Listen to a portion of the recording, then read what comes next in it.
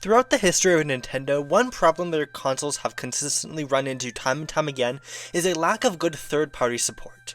Basically ever since the arrival of the PlayStation, Nintendo's consoles haven't had as many big games as their competition, which is a fact that still remains true in the Switch era.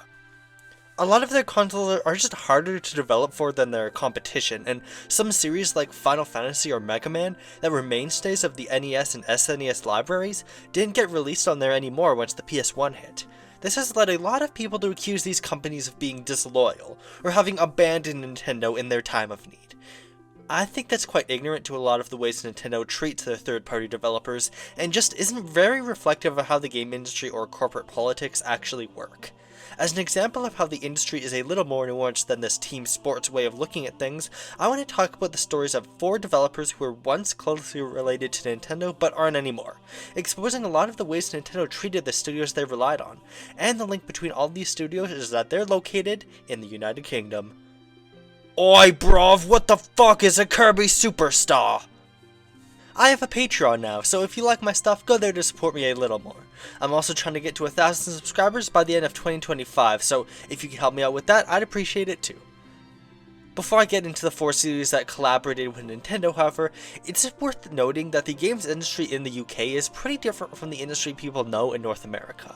In 1983, Atari caused a whole video game crash in the North American market, which wouldn't really be fixed until the NES was released. At the same time America was in a slump, the UK had a pretty thriving market with games on British microcomputers, like the Commodore 64 and ZX Spectrum, later the Amiga in the latter half of the 80s. That doesn't mean the UK didn't have video game consoles like the NES or SNES. They did, but the consoles that became popular actually differed quite a bit from North America. The NES and SNES, for one, weren't nearly as popular as the Master System and Genesis or Mega Drive, for example. As someone who, you can probably tell by my voice and that bad impression, is not British, it's pretty interesting knowing what games became popular there in the 80s and 90s and how it differs from North America.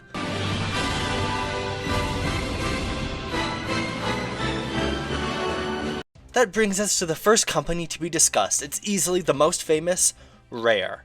Rare was founded in 1982 in H.B. de la Zouche, England, under the name Ultimate Play the Game. That town name seems very hard to pronounce, but most of that is French. I speak that language, so I think I'm fine. Ultimate Play the Game's most famous early games were microcomputer games, like Jetpack and Saberwolf.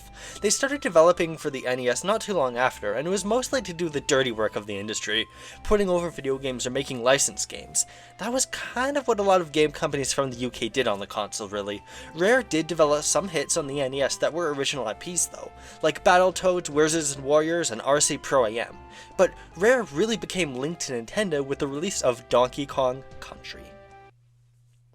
It's 1994 and Rare has acquired a fairly impressive fortune making such classics as Who Framed Roger Rabbit on NES. So they began purchasing Silicon Graphics computers, which were just about the height of commercially available rendering technology in the 90s. Those types of computers were what made Toy Story and the dinosaurs in Jurassic Park possible. Since a Super Nintendo obviously can't run all that, they developed a technique wherein 3D models are created but then pre-rendered into 2D pixel art. It was actually a pretty advanced technique for the time, and so Rare used this to create a demo which they pitched to Nintendo. Nintendo was impressed and began buying stakes in Rare. Eventually it reached 49% ownership, so Nintendo never technically owned Rare, but they did everything in their power they could do without actually legally owning them. Nintendo offered them the chance to make a video game out of any of their IPs, and Rare chose to create Donkey Kong Country. I'm sure Donkey Kong Country needs no introduction. The trilogy were some of the best-selling video games of the SNES era, and still are some of the most iconic parts of the SNES lineup. Donkey Kong Country 1, 2, and 3 are very well-designed platformers in general. They have a very deep understanding of what makes a platformer, and you could very easily make an argument they surpass the offerings of Nintendo's core studios and mainline Mario. But what immediately stood out about Donkey Kong Country in 1994 were the visuals. The backgrounds were lush and vivid, the character models were incredibly advanced for the time. In the fierce console wars of the 90s, it absolutely blew everything Sega was doing on the Genesis out of the water. Only their arcade titles could really compete, but even then, I'd argue the stylized graphics of Donkey Kong Country have aged better than, say, Virtua Fighter. All of this was thanks to Rare's amazing design and clever usage of some very, very strong technology. Donkey Kong Country has an odd place in history. It's a successor to a years-old arcade game that flew so high above the Sega Genesis and was created by a team not from America or Japan. It's not hard to see a lot of snarky British-styled humor in these games too once you look for it. Look at the tone of Cranky's dialogue, or even the name Diddy Kong. Where do you think the name Diddy comes from? It's weird obscure British slang. This script was in development for a long time. I would not have written that line about the word Diddy now. Nintendo treated Rare like their own child, which is surprising to look back on now too. They gave them over a year to develop the game, and not that much oversight on its development. An odd thing for Nintendo to do when a studio is making a Mario game. Rare also developed an arcade fighting game series around the same time called Killer Instinct. It wasn't owned by Nintendo, but they would publish some of its Super Nintendo ports. Here is it being referenced in Donkey Kong Country. A lot of people saw it as direct competition to Mortal Kombat. That was big for Nintendo given it was exclusive to their console. Rare's legacy with Nintendo would be further cemented in the N64 generation, but there's lots of other stories that began around this time, and some other companies that helped expand upon what the SNES was capable of. The other big one being Argonaut Games. Argonaut Games began in 1982 in Colindale, London, and got their start making games for the Commodore 64 and Amiga as well. They didn't have as much success as Ultimate Play the Game though. Soon enough, this little British company got the attention of the Goliath Nintendo by hacking the Game Boy. There's some technical wizardry I will not claim to understand, but basically the Game Boy has a boot-up screen displaying Nintendo's name, so if any company produces an unlicensed game, they'd be displaying Nintendo's name and Nintendo could sue them for copyright infringement. In the 80s, Nintendo was pretty litigious, just as they are now. Argonaut was able to get around this restriction and manufacture cartridges so that it displays their name instead. The founder of Argonaut, Jazz San, went up to Nintendo at that year's Computer Electronics Show and showed it to the most important executive he could find, along with a neat little game he programmed for it. Shortly after, he was in Kyoto meeting the president of Nintendo. They were quite impressed with what Argonaut was able to pull off, and sure enough, they began to work together. Young, British 20-somethings were in direct collaboration with core Nintendo studios to make video games. It was pretty unprecedented. The first game they created was one titled X in 1992 for the Game Boy. It's a pretty obscure game since it was Japan exclusive and was difficult to Google even before Elon Musk, but it's a pretty impressive title. Keyword, it was. It mostly acted as a predecessor to Starfox in 1993.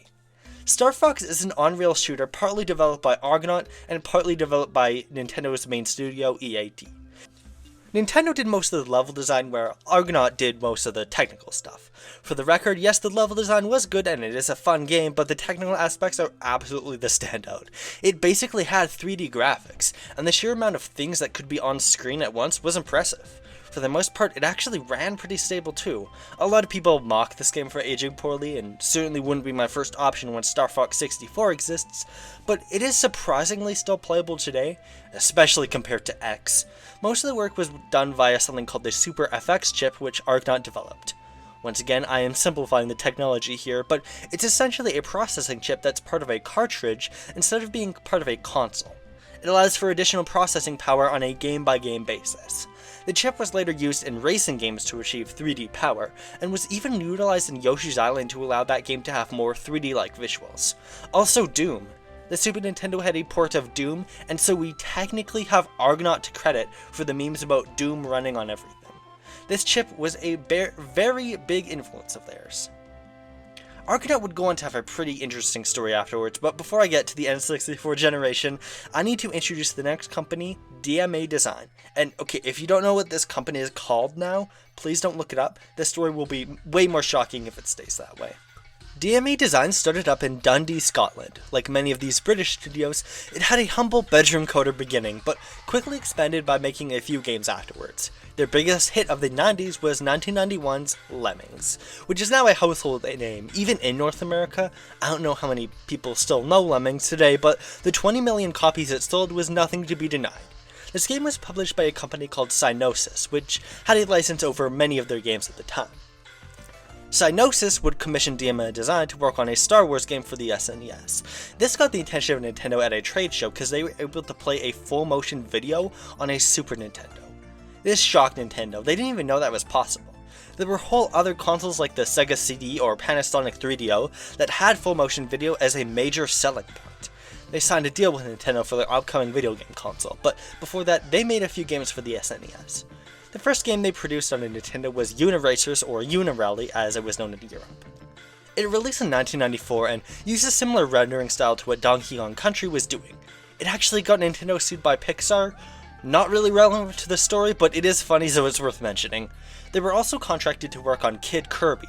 This was a cancelled Kirby game utilizing the SNES mods. Unless I'm mistaken, it would have been the only Kirby game done by a Western studio if it had released. That shows some trust in the studio by Nintendo. Loyal third-party studios were what they were in desperate need of for the next console, and now they have 3 of them. Let's take a look at the final studio here, Software Creations. Software Creations was founded in 1985 in Manchester this time, and began their early years making mediocre licensed games for the NES, or mediocre ports of big Japanese titles to the Commodore 64.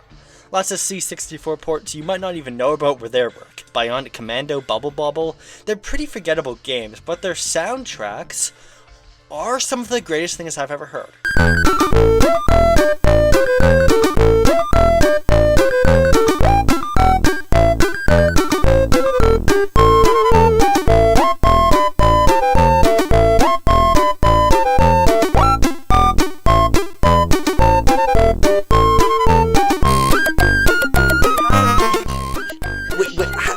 How is there a key change? This is a shitty 80s computer game.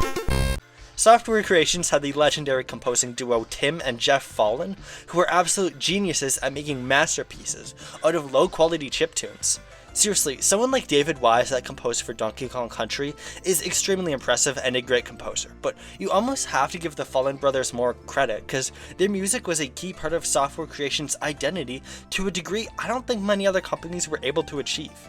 I'm not joking when I say that people are still talking about a game like Pictionary for NES entirely because of these brothers' work. How does Pictionary on NES even work? Probably not well. Unfortunately, Jeff Fallon passed away in May of this year, joining the many other great people we lost this year, so I do have to acknowledge that tragedy. If you like older video game music, give their stuff a listen. In 1993, Software Creations would develop and release Plock for Super Nintendo. It's a new IP and a very weird platformer. It's a good game though, and there are some good ideas with its level design. You know who else thinks it's good? Shigeru Miyamoto. During the development of Plock, Software Creations showed it to Nintendo, and stop me if you heard this one, they were very impressed. Miyamoto, the creator of both Mario and Zelda himself, called it the 3rd best platformer besides Mario and Sonic, but one with potential to be the 2nd best, behind Mario of course. Look, Miyamoto never struck me as the humble type, but he made Mario, so I think some bragging is allowed. Personally, there are about 15 other 90s platformers I think are better, but the top 15 isn't bad. It was a huge success at the time, and Nintendo even published the game in Europe. The soundtrack was great. I've still actually seen many memes pop up to this day about how unexpectedly amazing the OST is. Even Miyamoto was impressed by the music.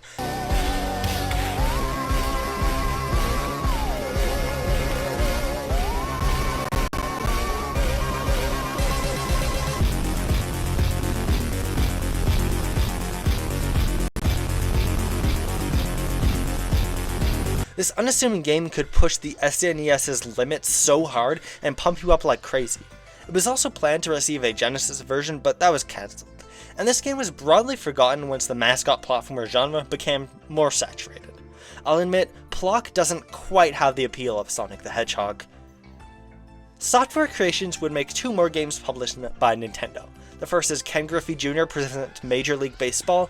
Not the catchiest title, but I do see a lot of people praising this game as one of the greatest baseball games of all time. It also did get a sequel which was made by Rare, so fun little crossover there. They would then release Tin Star. It's one of the few Lycon games for the system and did receive good reviews, but is very forgotten nowadays. It was also exclusive to North America despite being developed in Europe. So there's yet another rising British studio closely linked with Nintendo. Time and time again, we've seen the same formula for success crop up. A little company begins from some college student's bedroom coding computer games, and then it absolutely blows Nintendo away by doing something cool with their hardware they didn't even know would be possible. Nintendo was able to build trust with these companies and build a portfolio of talented partners, and believe me, they want to keep them in their pocket.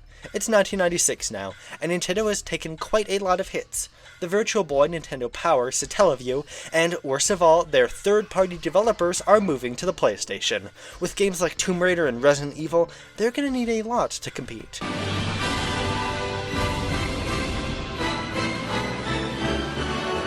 The N64. We all love it. It had Mario 64, Ocarina of Time, and struggled way more than Nintendo was ever used to. Yeah, look, the N64 is very influential and a beloved console, but it's one of Nintendo's lesser-selling consoles, and its library is very lacking compared to the other consoles of the time. Look at the Saturn and PlayStation. This console was seriously lacking at games. Sure, their exclusives were good, but it didn't change the fact many people bought a PS1 instead, which was easily the more successful console. As I mentioned before, many staples of the NES and SNES library also stopped being Nintendo exclusives at this point. Street Fighter, Mega Man, Final Fantasy, Dragon Quest, the N64 might have technically been an impressive console, but the PS1's compact disc made it way easier to develop for. That's really why these types of decisions are made. It just made more sense financially to develop for the PlayStation, so that's why companies switched over to there. No non-Nintendo developer has had a role as big as Rare in keeping Nintendo afloat during this generation. They started their winning streak with Blast Corps, okay, kind of a forgotten game, but it is a cult classic. Their second game on the N64, however, was the one that really proved they're instrumental to Nintendo's success. GoldenEye 007 is a first-person shooter released in 1997 based off the James Bond film of the same name. Its biggest claim to fame was pioneering console shooters and introducing a mission-based structure to shooter games, which tons of games can trace their origins to. Basically, you enter a semi-open level and have multiple objectives you have to complete. It sounds simple now, but it is a very addicting formula. This game very heavily inspired Medal of Honor, which was made by Steven Spielberg, which in turn very heavily inspired Call of Duty. So yeah, it's important. It became the N64's third best-selling game, and a big chunk of the console's player base bought it. Nintendo actually did publish the game. Sure, it's a little odd Nintendo made a James Bond game, but still think it fits their brand because of how iconic the multiplayer was for this game. The N64 could have up to 4 controllers plugged in for simultaneous multiplayer. This was used well in games like Mario Party, Mario Kart 64, Smash, and of course GoldenEye. Multiplayer was one of the few things Nintendo did better than Sony, and look, people who are older than me love to tell tales about how legendary the death matches in this game are. So believe them, not me, and don't pick Oddjob. A lot of people have accused this game of not aging well, but I disagree. It was very localized to the N64's control scheme, so if you play it on Switch now, you will not have a good time. The Xbox ports do a better job, but if you're playing it now, I'd recommend emulating it so you can use mouse and keys. Wait, forget I said anything but Xbox. The rest of Rare's output on the N64 was a bit slimmer than what they did for the NES or SNES, but almost all of it is legendary. There was Diddy Kong Racing, a pretty popular kart racer featuring Diddy Kong that a lot of people consider to be better than Mario Kart because of its adventure mode. It introduced a few characters who would later go on to star in their own titles, one of which being Banjo-Kazooie. It's Rare's first try at a collectathon platformer like Super Mario 64. It genuinely expands on a lot of ideas from that game and in some pretty clever ways. For example, a lot of the worlds are able to be changed based on the player's actions, and the ways of getting collectibles are often a lot more memorable than the stars in Super Mario 64. The game was technically impressive to the point Miyamoto was once again impressed by it. Apparently, Ocarina of Time was delayed because they wanted to match the impressive workings of Banjo-Kazooie. Yes, Banjo-Kazooie got a game that's often considered the best game of all time, delayed because they wanted to live up to it. There is a pretty cheeky sense of humor in the game too. The best way I could describe it is that the bear acts like Mario and the bird on his back acts like Sonic. You get a pretty good dynamic for some real comedy there.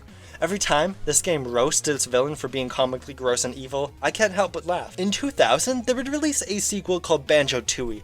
That wasn't received as well, but is still considered a classic. I haven't played it yet personally. In 1999, they had Jet Force Gemini, another cult classic, and Donkey Kong 64.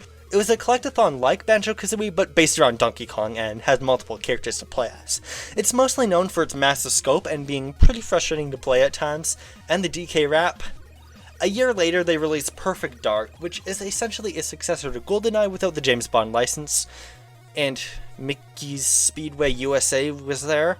2001 saw the release of their final game for the Nintendo 64, Conker's Bad Fur Day. Another collectathon featuring a cute animal from Diddy Kong Racing. It was a little bit different though, because Me.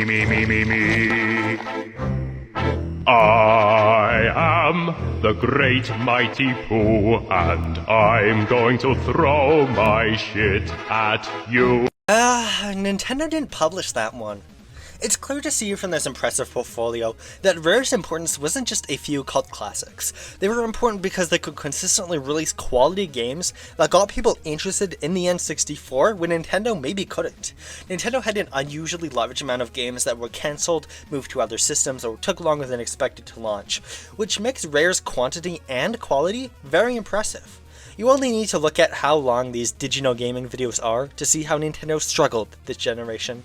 Well, you can watch them, they're good videos, you can do that later. Their final game in their Nintendo era would be Starfox Adventures. Hey look, another British video game crossover. This game's generally been criticized for straying off from the normal Starfox gameplay. It started development on the N64 and wasn't even planned as a Starfox game at first. Despite this, it has its fans. It introduced Crystal, who went on to be a recurring character to the Starfox mythos as well. Rare was one of the few studios who really did stick with Nintendo throughout this console generation, and as an example of a studio that didn't, let's take a glance at Argonaut Games. In the late 90s, they very much wanted to grow and expand as a studio, but Nintendo didn't want that, preferring them to stay small. This included rejecting a lot of their pitches. Argonaut planned to develop a VR headset for Nintendo at one point, and just going off what Argonaut devs said later about it, I'm sure it could have leapt over the very low bar that was the Virtual Boy. The most notable game Nintendo cancelled was a 3D Yoshi game for Super Nintendo. Shortly after its cancellation, the two companies drifted apart. They also cancelled a sequel to Star Fox on Super Nintendo, and many elements from it were put into Star Fox 64, which Argonaut had no development in. Although Star Fox 2 actually was a completed game, which makes the cancellation all the more bizarre. Like, you can play this game, they released it later. There's a lot of misinformation about that situation, because lots of people seem to think Nintendo stole code and ideas from Argonaut for Super Mario 64. There is no real evidence for this, that's been disputed for a long time. You can't exactly steal SNES code and put it on a different console. In 1997, Argonaut retooled that Yoshi pitch as a platformer for PlayStation. Croc Legend of the Gobbos. Croc was a massive success. Even though it never reached Crash Bandicoot level of sales, it was still big for the PlayStation, and it sold just as many copies as Star Fox did. They released a sequel in 1999, but Argonaut's biggest successes were actually two licensed games based off the first two Harry Potter movies for PS1. That's right, Argonaut made PS1 Hagrid. They also did have some games for Nintendo systems though, like Buck Bumble on N64. Once again, in true British fashion, a game that's only remembered for very good music. Unfortunately, that wasn't enough to keep them afloat. If there's one thing to learn about the video game industry, it's that making successful games is no guarantee you won't just fucking lose your job. Croc 3 was cancelled, and moving into the PS2, Xbox, GameCube era, they mostly made licensed games. They were shut down in 2003, but not before one last glorious swan song, Catwoman for PS2. That's sad. DMA Design traded hands a few times after 1994. It wasn't until 1997, under the holding company Take-Two Interactive, that they developed for the N64, namely Body Harvest and Space Station Silicon Valley. Decent games with really cool names. They didn't leave much of a splash, but let's be real, the N64's library was so thin that even this little bit of support helps. Their fortune would forever be changed in 2001 with the release of Grand Theft Auto 3 on PS2. Oh yeah, they developed the GTA series, did I not mention that? Despite the intensely American nature of the games, Grand Theft Auto is primarily made in Scotland, and after the absolutely revolutionary success of GTA 3, DMA Design was renamed to Rockstar North, and became a subsidiary of the New York-based Rockstar Games. Grand Theft Auto 3 was a big success because it was the first game in the series to be in 3D. GTA 3 really created GTA in its modern state. The game hasn't aged the best from a modern perspective. It's heavily criticized for janky gameplay, some pretty poorly thought out mission structure. Although to be honest, there's also lots to criticize regarding the level design in GTA Vice City and San Andreas 2, and GTA 4, and GTA 5, but level design is not what made GTA so important. It's the fact that these games can be experienced as both a campaign and a sandbox, allowing for a casual experience or a more in-depth one. GTA has always been a pretty shallow series, but you do have to respect how it managed to place itself in the top 3 best-selling games of all time. To a casual enjoyer, they don't care that you have to drive literally everywhere after end of your mission, and it's just constantly the same fucking driving with no interesting gameplay, and if you hit everything, the exact same cop chase happened, and it's needlessly padded out, and the idea of Rockstar North turning back to Nintendo in the GameCube era was laughable, and the name and history of DMA design were mostly relegated to fun trivia, especially with Psygnosis getting the rights to make the more Lemmings games. Software Creations didn't really make many games for Nintendo at this point. They mostly stuck with handheld conversions, but they did work on the actual hardware of the Nintendo 64 system. Software Creations worked on a lot of the sound tools, which allowed for music playback on the N64. It's really neat that for a company whose history is so tied to music, they made music on one of Nintendo's systems possible. Who knows, maybe the notes of classic Mario 64, Ocarina of Time, and Banjo-Kazooie soundtracks would have been worse without them. Besides that, there's not too much to talk about in this story for this generation. They were absorbed into a company called Acclaim, renamed to Acclaim Manchester, and were shut down shortly after. Speaking of Banjo-Kazooie, let's turn back to Rare, because Satan himself decided to intervene in the console wars.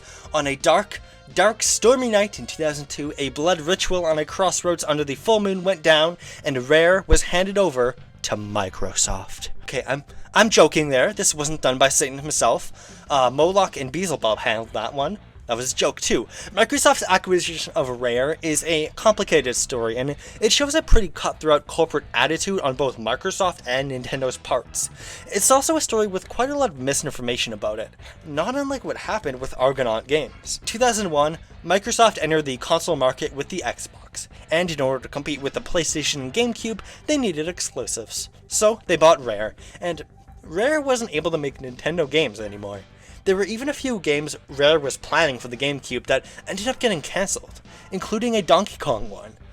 Rare was still able to make games for Nintendo's handhelds, though. The idea is that since Microsoft isn't directly competing with handheld video games like the Game Boy Advance, Rare could work on games for them. This led to some ports of Donkey Kong Country for the GBA that were technically done by a Microsoft studio. Weird.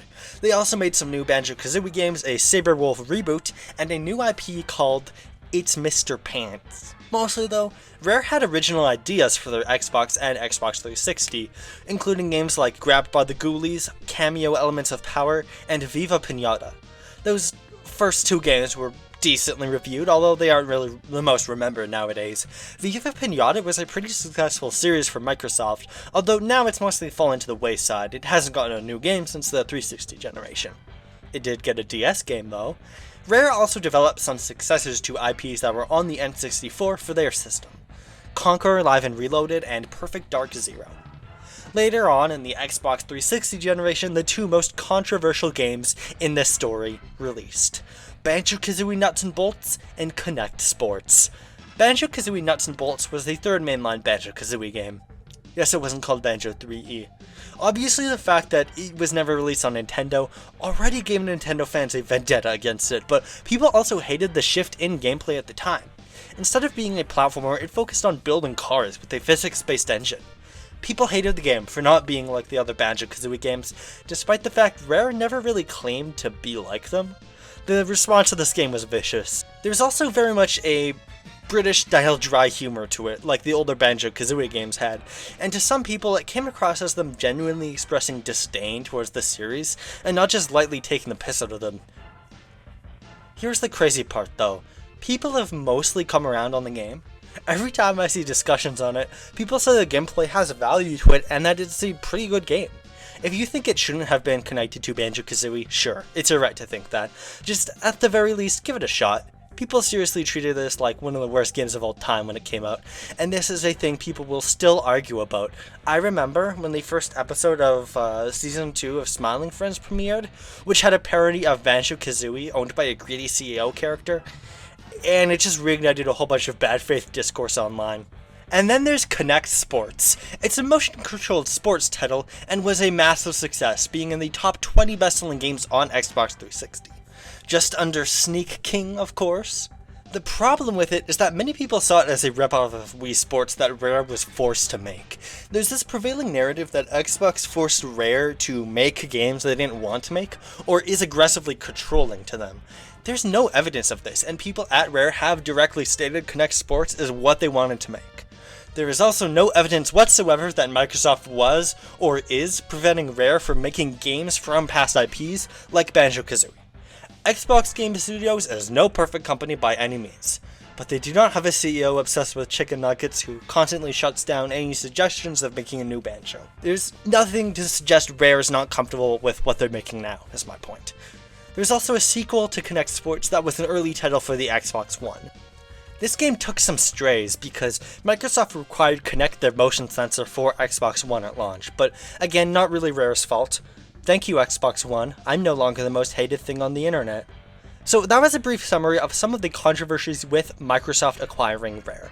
There were some things I left out. I haven't even mentioned the fan backlash against the state of Donkey Kong after Rare went away, but I don't want to take up too much of this video with one story. Now, do I think it was good for Microsoft to buy Rare? No. It feels scummy to take a game series so heavily associated with one fan base and essentially make it unplayable for them. Microsoft should have anticipated this backlash. In the Switch generation, some of Rare's games have been made available on Nintendo consoles once again, like GoldenEye, but for years, if you wanted to play a Rare game, you needed an Xbox. But it's not like Microsoft executives stormed Rare's headquarters and forced them to join their company, and it's not like Microsoft is dictating their every move. There's been a lot of speculation on what Rare's output would have been like if Nintendo had kept them. And it's impossible to know for sure. Maybe there'd be some new DK games, but I think overall their output would not look very different to what it was under Microsoft. If you want Rare to be owned by Nintendo so we'd have like Banjo 6E by now, you just came in favor of studio meddling. Rare is a company that wants to make quality experiences, not just what will sell. The studio they're under is tangential to that goal. And look, I've got a secret. If they really wanted to make a new Donkey Kong Country or 3D Banjo-Kazooie, the DS was right there. Also, Nintendo later took the Bayonetta series, which was available on Xbox, and forced that to be a Nintendo exclusive, so don't forget Nintendo is bad too. Well anyways, now that I've yapped about these companies' histories quite enough, that begs the question, why did Rare, Argonaut, DMA Design, and Software Creations break up with Nintendo?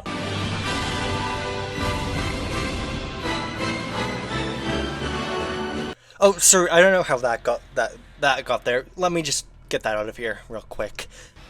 The fact Nintendo worked with these smaller developers is odd, considering their history. Nintendo is not a company known for fostering young talent, especially young talent abroad.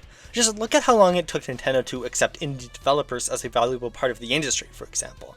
Nintendo has also fiercely fought legal battles against all forms of hacking or modification of their devices, so the idea of them recruiting a company because they hacked a Game Boy feels really unlikely, even though it did happen.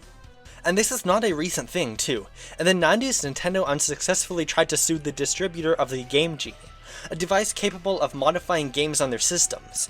This is the classic cheat device you'd use to get more lives in Mario or max damage in Final Fantasy or something.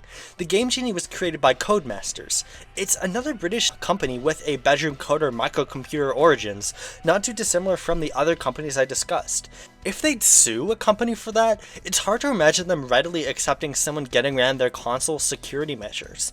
This is strict overbearing, you can only release 5 games on our console a year, controlling Nintendo we're talking about. Why were they so different when it came to taking these studios under their wing? While I can never know for sure, I think I've developed a little bit of a game theory from looking at these cases. Nintendo is desperate for their technology. Think about it, the common link with all these 4 stories is that Nintendo was impressed by a studio's technological ability, and partnered with them. The actual gameplay these studios could make was, surprisingly, not as much of a priority. Nintendo were taking every advantage they could to get their technology to look better than what Sega and Sony were doing. Simply put, they partnered with studios they thought they could take advantage of. Sounds pretty scummy when I put it that way, but that's how businesses work. Pretty soon, once Nintendo went on to future generations, the stuff these companies could do technology-wise wasn't as impressive, so they didn't do it as much. Keep in mind the Nintendo 64 and GameCube were just as powerful as the PS1 and the PS2. The problems lay elsewhere. To me, that seems really short-sighted, because supporting and building up better relationships with smaller studios is what gets you quality exclusives. But hey, Nintendo can make some pretty dumb decisions sometimes. But to say this is a story of Nintendo abandoning companies they didn't want anymore, like a spoiled rich kid abandoning a pet, removes some of the agency from those other companies. They didn't owe Nintendo any loyalty, just like Nintendo wasn't expecting them to. The reasons they likely shifted over to other consoles were the same as any other developer. They saw it as giving them more freedom. It just made more financial sense to develop for PlayStation. I know I've been talking a lot for not much of a big moral, but I think the takeaway with this British studio's relationship to Nintendo is that the gaming industry is a lot more nuanced than you might think. A company abandoning another company is a overly simplistic way of looking at video game history. Developers have agency in ways that aren't really talked about. Sometimes we can never really know why corporations act the way they do, and of course the best and most cutting-edge developers in the industry don't always come from the most busy, booming technological centers. Sometimes it's British college students' garages. Remember, there's not just one way of looking at every story in the video game industry. There's always more to learn, and there will always be one random piece of trivia that just completely shifts your perspective on anything. Seriously, look for it enough and your perspective can always get more nuanced.